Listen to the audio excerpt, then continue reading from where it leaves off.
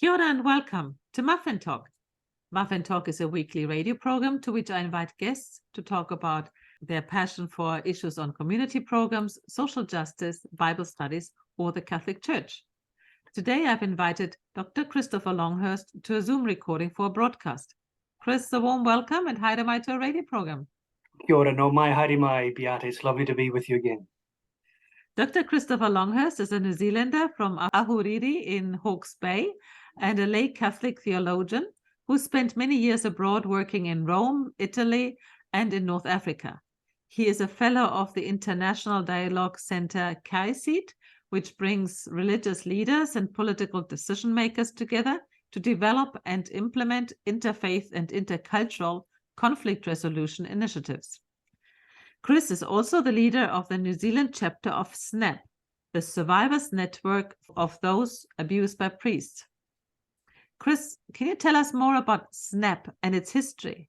Sure, thanks, Beate.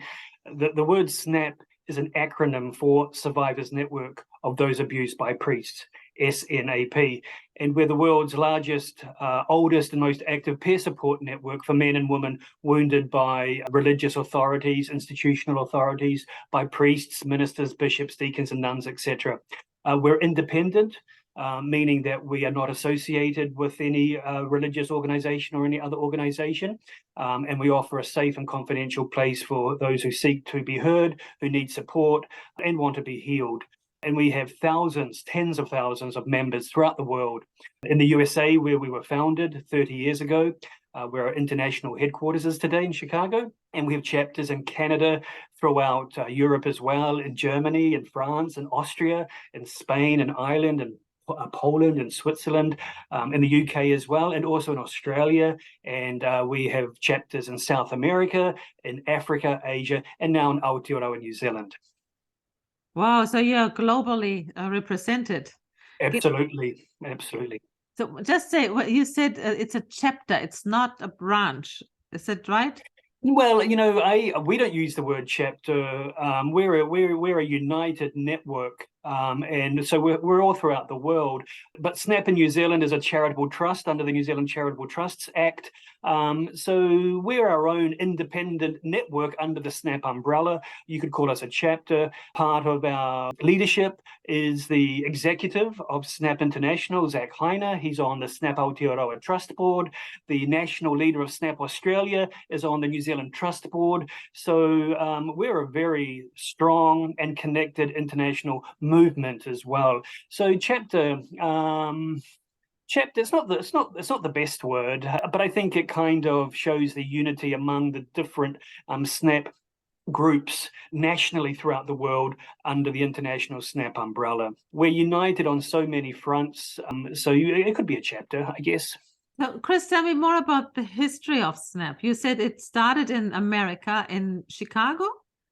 No, actually, it started in Ohio, in Toledo, Ohio, by an American woman. Her name was Barbara Blaine in 1988. Unfortunately, Barbara was abused by a Catholic priest when she was in 8th grade in the United States by her school teacher at the school she attended. And years later, in 88, she requested help from the Catholic Bishop of Toledo in Ohio. And she was basically ignored, sadly. And she was told that she was lying and making these things up. And she was victim blamed, is the term we use today. So Barbara was victim blamed in 1988. And I think it was really great because rather than being ashamed or shamed into silence, she put an ad in a local paper asking if anyone else had been abused by this priest. And 3 other survivors came forward, or victims came forward, and the 4 of them together formed the Survivors Network of Those Abused by Priests, SNAP. That's what it was called at the time. That was in mid-1988. So she realized that survivors help each other by connecting with each other through simply reaching out in the small grassroots network in mid-1988. By the end of 1988, there was about 2 dozen members of the network that had grown. And by early 89, they became friends. They were contacting each other through letters and through the telephone back then. And then in 91, the first SNAP meeting was held in Chicago in a hotel.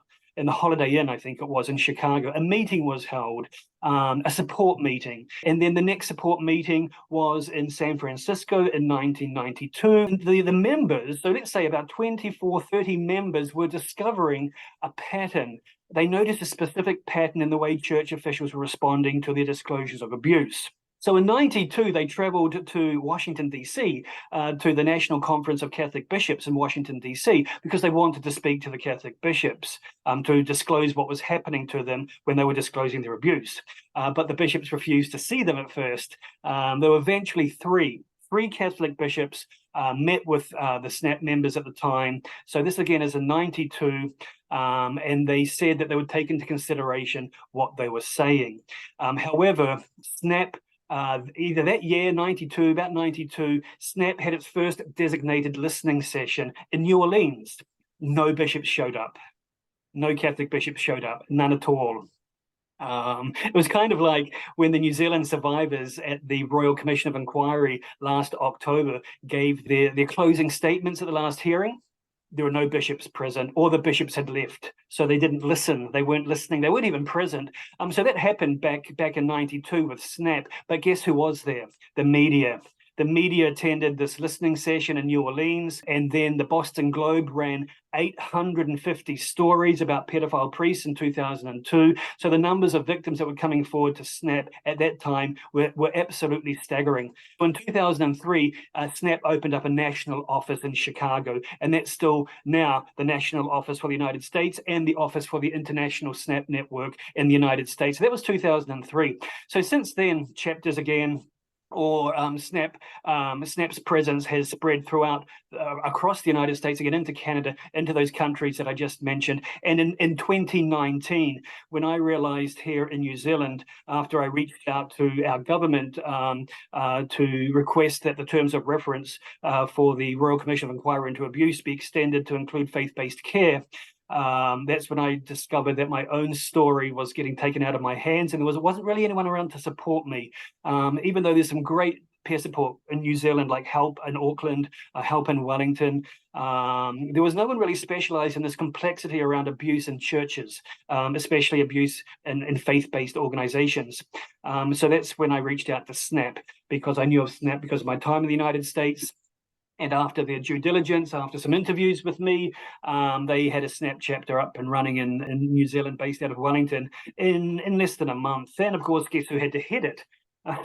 So there, I fell into the beautiful role of providing peer support, facilitating peer support, following the SNAP mission and values in 2019. But also, I'd just like to mention that it's not just place-based. It's also we have groups of peer support workers, for example, for men only or for women only, or for groups of specific religious backgrounds, for example, for Orthodox Christians or for Presbyterians, those abused as missionary kids, Mennonites, Lutherans. We have those who are abused in the Jewish faith tradition, those who are abused by women religious, by the Anglican and Episcopalian church, so Episcopal survivors. We have support groups for families of survivors, for their whānau. And also we have support groups for people abused as adults, Boy Scouts, and also for the rainbow community as well, especially here in New Zealand, where we have allies who provide peer support, for rainbow people as well, who are often abused within their faith-based communities, especially through discrimination, manipulation, exploitation, and things like that. So it's not just child sexual abuse or physical abuse, it's religious abuse, spiritual abuse, ritual abuse, and things like that too. It seems like it's really widespread, what you just mentioned. It's been everywhere, and people have been longing for support groups, as I can hear from you. Tell me a little bit more about the definitions, because sometimes the definitions can give the first step to understand what you're doing. And so the first question I have is, sometimes I hear victims and other times survivors. So SNAP has chosen the word survivor. Is there a difference within your own definition? We have our professional standards, we have our values, and we have our guidelines. If I can just read for you an answer to that question from our professional standards. So SNAP, first of all, SNAP refers to complainants of abuse as survivors. not complainants. So that's an important definition, I think. I know churches refer to us as complainants. So we call ourselves survivors, and we believe all survivors when we disclose the abuse. So we don't question survivors. We listen and we support survivors, and we tend to use the word survivor. And we distinguish between primary, secondary, and tertiary survivors. So a primary survivor is a person who was directly abused, whether it be sexual abuse, physical abuse, institutional abuse, etc., emotional, psychological abuse. They're survivors of that abuse. Secondary survivors are those directly affected by the abuse. For example, their family members, their whānau, their partners, their children, their siblings, even their work colleagues who are, especially in institutional abuse like churches, where there might be victim blaming, where people might hear about the abuse, especially if the victim is an employee of the church, he or she may be victim blamed. So there's an effect on those persons too, who we call secondary survivors. But also there's tertiary survivors in the broader context, members of the local community, and effectively all of us who are touched in some way indirectly. So this includes not only members of the faith-based institutions, but members of the local community. So we refer to them as tertiary survivors. We tend to reserve the word victim for someone who is no longer with us. Someone who succumbed to the abuse, and someone who, unfortunately, most sadly and shockingly, ended their life. Those persons are indeed victims, because anyone who is alive and struggling with the abuse is surviving. And SNAP's work is to connect those people, empower those people to heal themselves. So they are survivors, unless a person wants to disclose or identify as a victim themselves. We respect that, of course. The power is in their hands. And the beauty about SNAP is that we try to empower victims to represent themselves, to lead their own paths to healing through supporting them. That's all. So again, to sum up your question, we are not complainants. We reject the use of the term a complainant. I know, for example, the Catholic Church redress system identifies us as a complainant. I understand why, but we do not accept that term. We are survivors. We are people speaking out. If we have those of us, I have classmates from school, from both my intermediate school, sadly, St. Patrick's School in Riverbend Road, Napier, and St. John's College in Hastings. I have class members from those times who took their lives, sadly, and we know that they were abused. My classmates know what happened to us. Some of them are no longer with us today. They are victims. They are victims. That's why we tie ribbons on fences for them regarding the beautiful loud fence movement.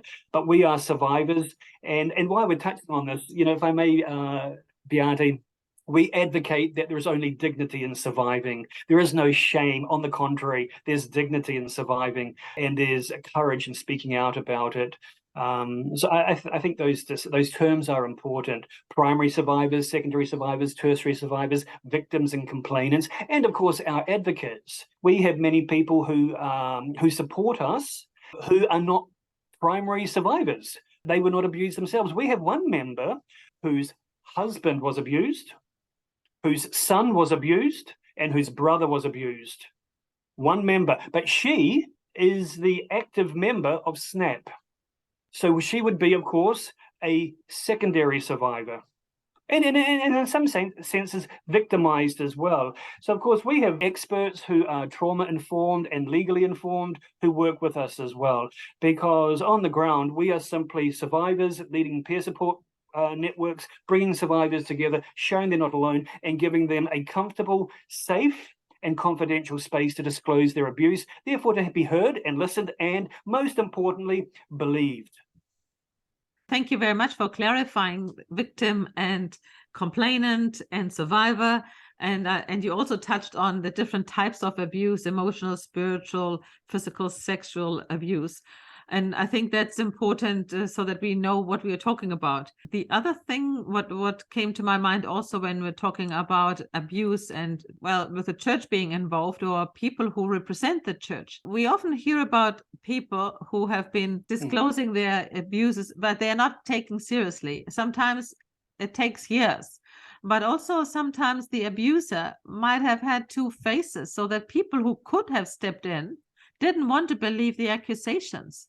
So from your experience, how would you like someone to react who has trouble believing what they hear? There needs to be a conversation. Where are they hearing it and how is it being heard?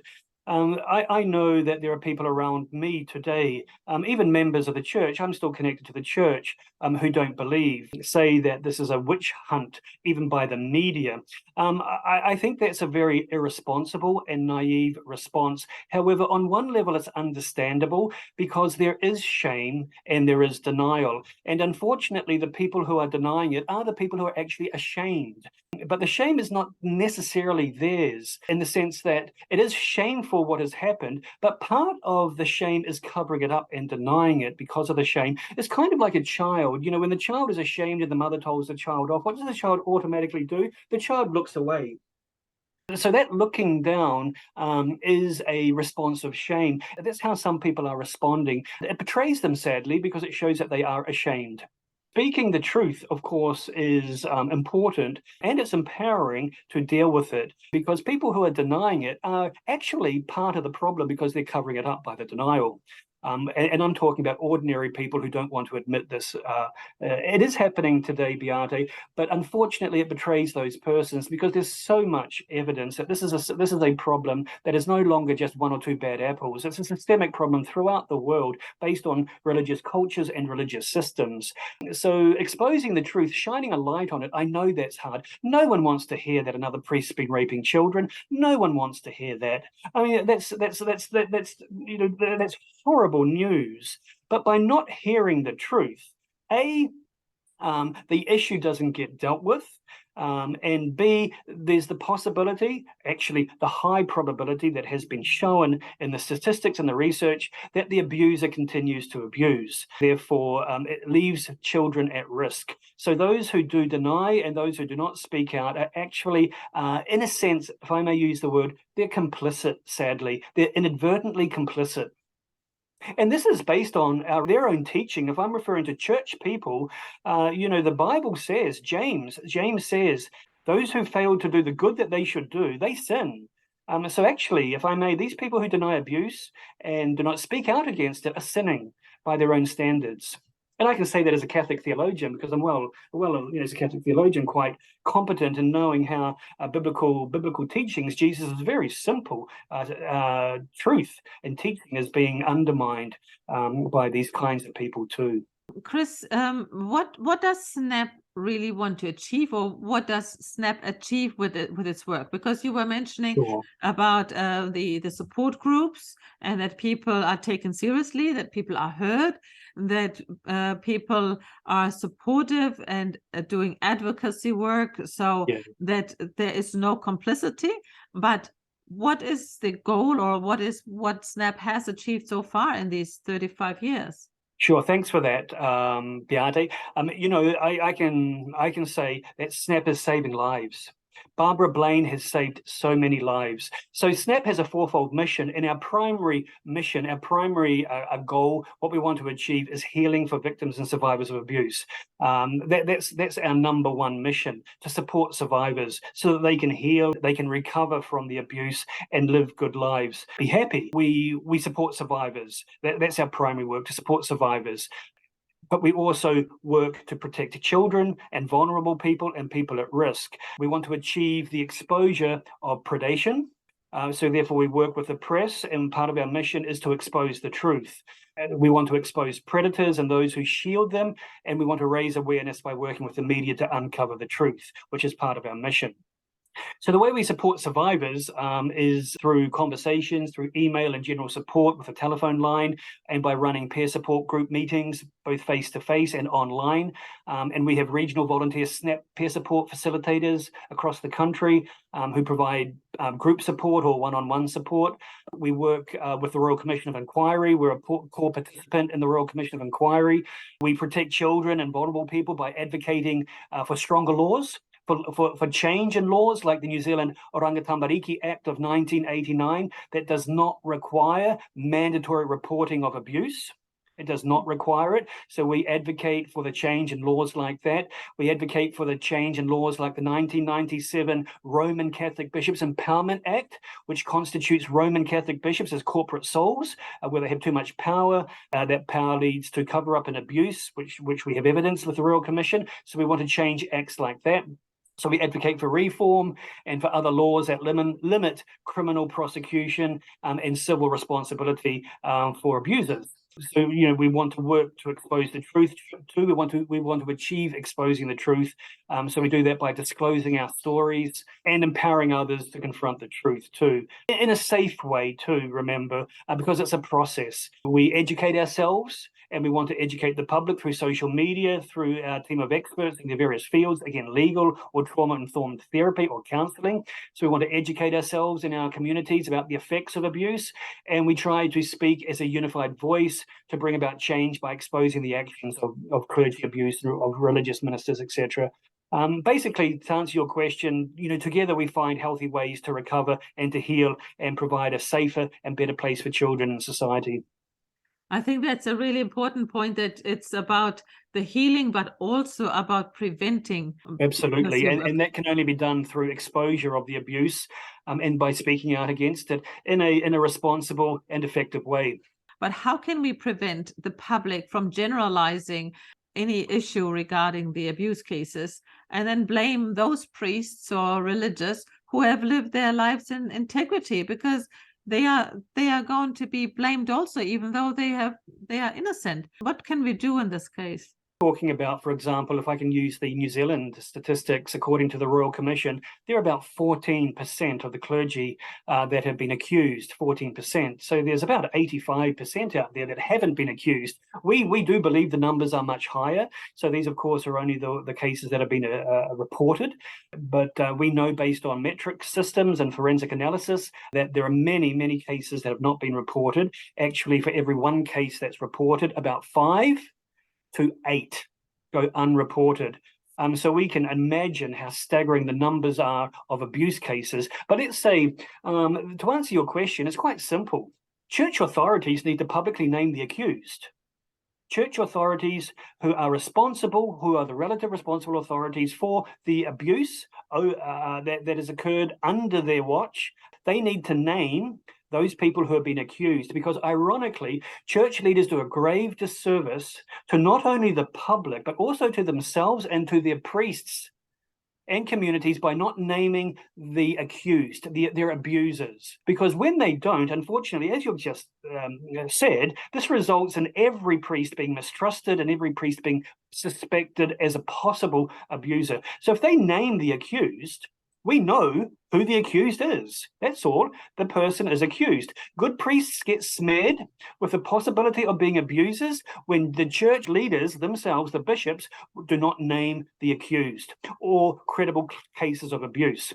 In the Catholic Church, unfortunately, there's a process of such secrecy and concealment around the process of disclosure that priests of goodwill end up being smeared by this secrecy. So church authorities simply need to identify their accused abusers, SNAP advocates for public lists of all the accused, and of course, if the accused have not been found guilty, then of course the public has a right to know that too.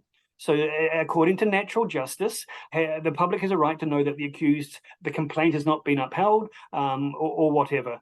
Until the bishops are proactive in not hiding the complaints and they name the accused, then all priests are sadly their good name is going to be smeared. So the power is in their hands.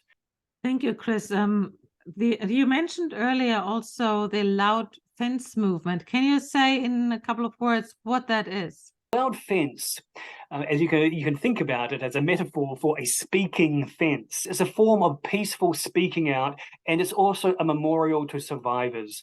It began in Ballarat, which is ground zero for abuse in Australia. It began in Ballarat in 2015 when a group of survivors tied ribbons to a fence in Ballarat.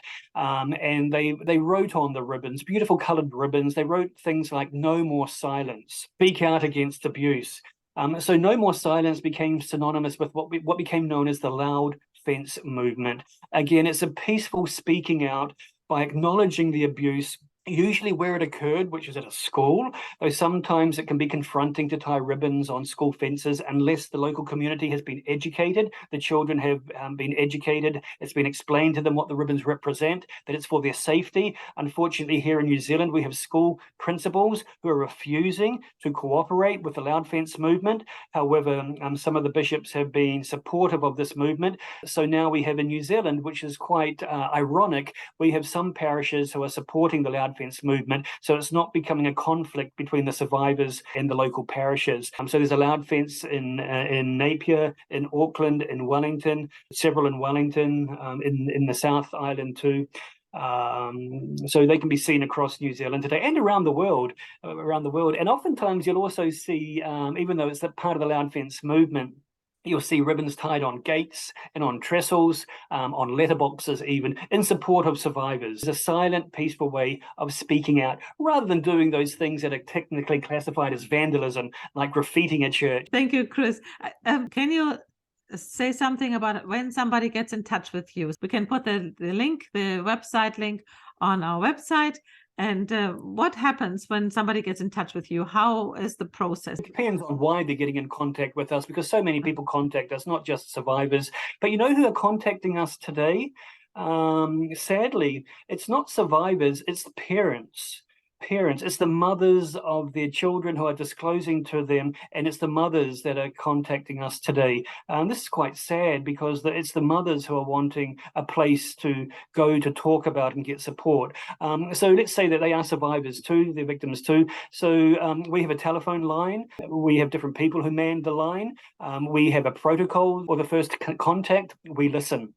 Because most people just want to disclose. They want to be heard and they want to believe. SNAP has credibility and therefore trust when people call that line. And we offer support. That support could be connecting the caller with other survivors in their local community, or it could be connecting them with more professional support, for example, counselling or the police to make a disclosure. And we offer to support that process. So some appropriate initial responses are saying things like, you're not alone, you deserve to be heard and protected, you deserve to be safe. I'm sorry that this happened to you. We thank them for telling us their disclosure. We thank them for their courage. We ask how they would like us to help them. And we tell them that we are here for them and that we will support them. And we invite them to attend a SNAP support meeting. We mention things like it's not their fault and that they're not alone. Because the most important thing is that they feel that their sons and daughters may have been the only ones.